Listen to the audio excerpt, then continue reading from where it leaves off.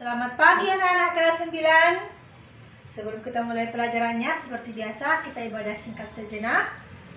Buka Kidung Jemaatnya, kita bernyanyi dari Kidung Jemaat nomor 340 ayat 1. Kidung Jemaat nomor 340 ayat 1.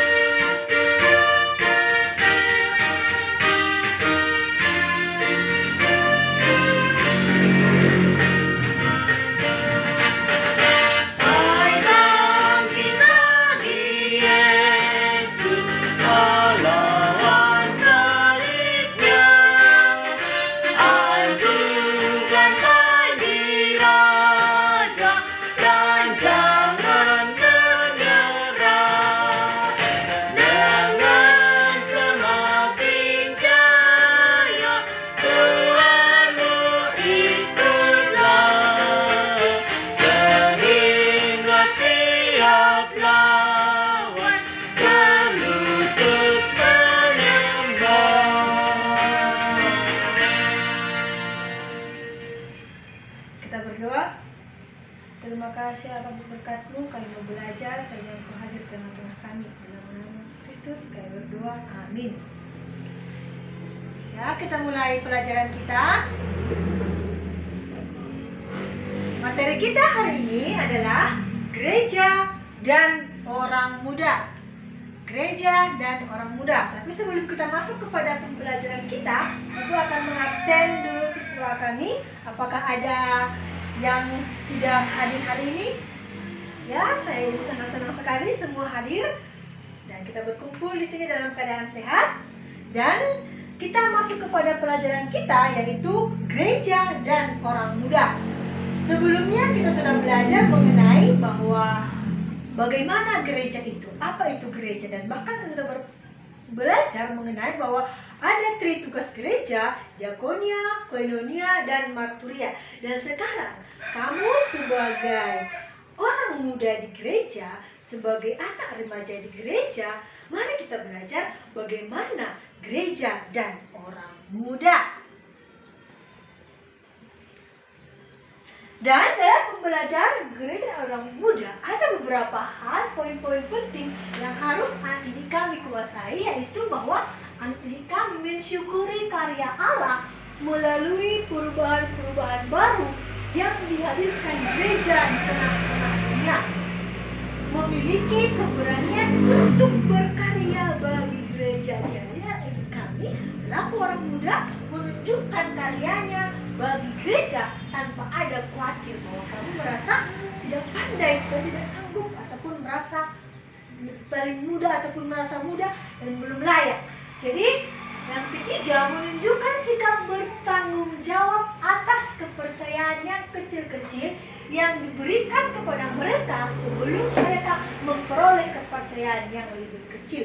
Kamu dipercayakan hal-hal yang kecil sampai kamu nanti diberikan hal yang besar, tugas yang lebih besar.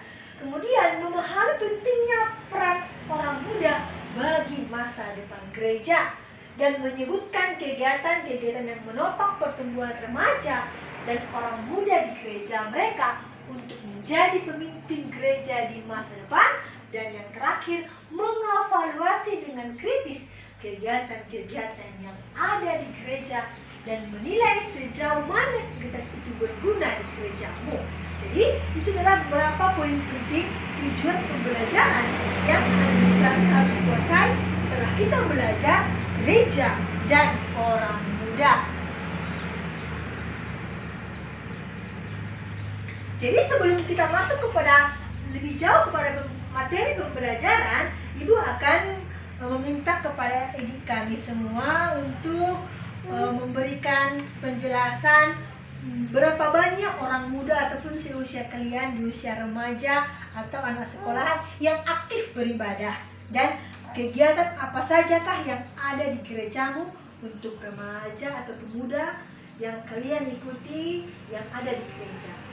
Jadi kami minta kepada adik kami untuk menyampaikannya.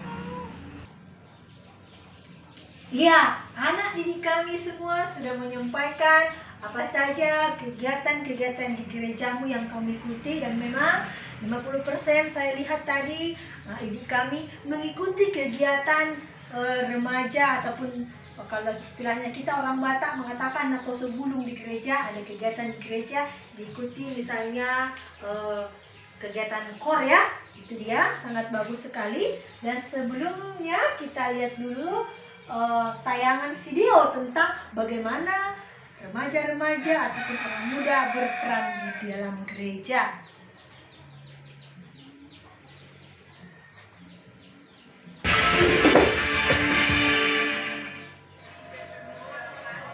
Budaya gotong royong memang telah menjadi salah satu identitas masyarakat Indonesia yang harus tetap dijaga.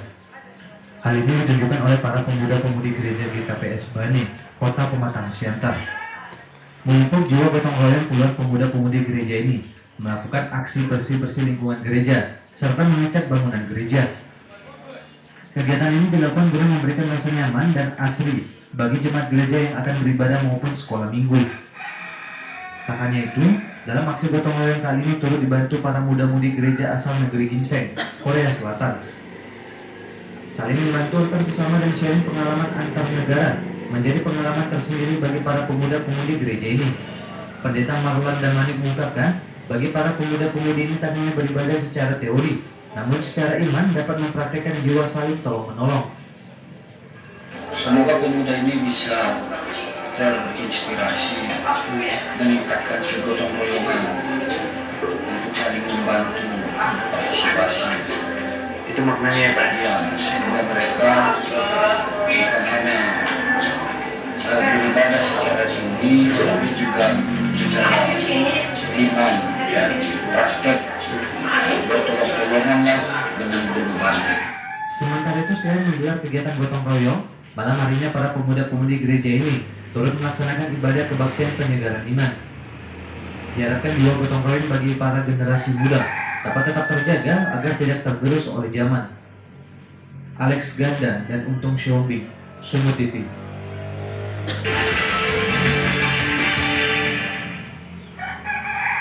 Iya, itu adalah kegiatan orang-orang muda di gerejanya yang mau membersihkan gereja, mencat supaya gereja tampil indah. Dan masih banyak lagi contoh-contoh kegiatan yang bisa orang muda lakukan di gereja. Jadi sekarang Ibu meminta kepada adik kami memberikan tanggapan apakah kegiatan yang seperti aksi gotong royong di mana gereja, di dalam gereja itu sangat baik untukmu. Sekarang Ibu minta pendapat beberapa orang siswa.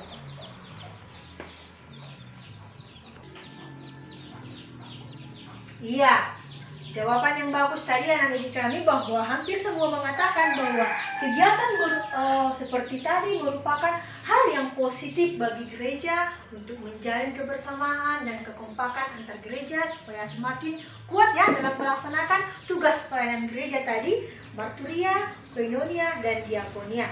Jadi kita masuk kepada materi kita bahwa gereja membutuhkan orang muda. Peran orang muda itu sangat penting dalam gereja, dan tanpa orang muda dalam sebuah gereja itu terancam. Kenapa? Karena gereja orang muda adalah generasi penerus gereja. Jadi, apakah gereja bisa menyadari bahwa orang muda harus menjadi bagian gereja masa kini supaya mereka dapat menjadi pemimpin di masa depan? Itu yang sekarang menjadi masalah. Banyaknya orang muda ataupun pemuda dalam gereja itu tidak menyukai ataupun tidak memberikan perhatian kepada kegiatan di gerejanya, dan bahkan tidak menyukai bentuk ibadah yang ada di gerejanya. Jadi itulah yang kita lihat, apakah gereja sudah berusaha bagaimana orang muda mau tertarik bergabung dalam gereja, mau berperan di dalam gereja.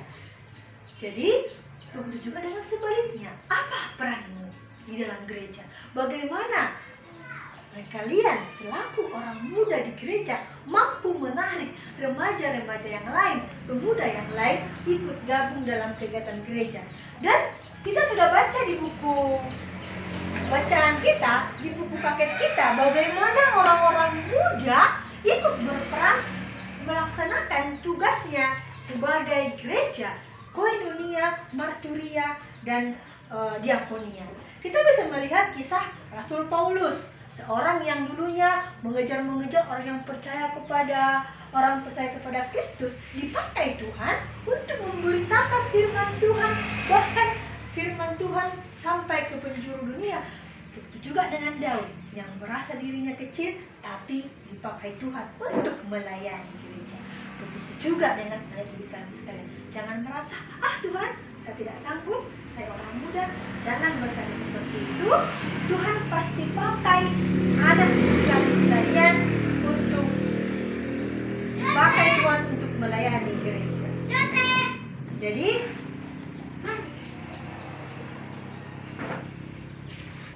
jadi sekarang adik kami bentuk kelompok diskusi, dan adik kami sudah melihat banyak berbagai kegiatan yang ada di gereja. Bagaimana ibadahnya, apa yang membuatmu menarik mengikuti ibadah, dan apa yang membuatmu merasa bosan untuk ibadah. Itu yang mau kita diskusikan. Jadi bentuk kelompok, nanti masing-masing peserta diskusi akan menyajikan hasil diskusinya. Dan sekarang buat bentuk kelompok diskusi, buat kegiatan apa saja yang diadakan di gereja yang menurutmu paling menarik dan yang menurutmu membosankan, dan apa alasannya. Ya, silahkan diskusikan. Ya, Ibu sangat senang sekali karena ini kami sudah memaparkan hasil diskusi dan ada perdebatan yang seru sekali. Bagaimana tadi hal yang menarik dan yang tidak menarik di gerejamu. Dan memang Ibu lihat tadi kebanyakan dari kamu yang tidak menarik, yaitu menurutmu ibadahnya yang monoton. Sebenarnya bagaimana bentuk ibadah di gereja kita itu, kalau memang hati kita tertuju kepada Tuhan, itu bukanlah menjadi suatu penghalang. Jadi sampai demikianlah pelajaran kita hari ini. Kita masuk kepada kesimpulan materi kita hari ini, bahwa orang muda adalah generasi penerus bagi gereja dan kerajaan Allah. Jadi dari sejak mudalah kita berperan aktif di dalam rumah Tuhan. Selagi kamu masih punya kesempatan, selagi kamu masih diberi waktu, berikan hatimu, berikan dirimu untuk melayani Tuhan di dalam gereja.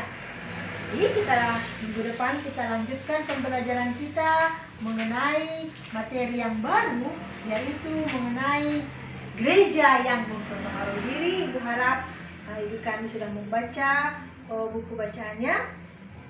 Kita tutup pertemuan kita hari ini. Kita bernyanyi dari Kidung Jemaat nomor 376 ayat 1.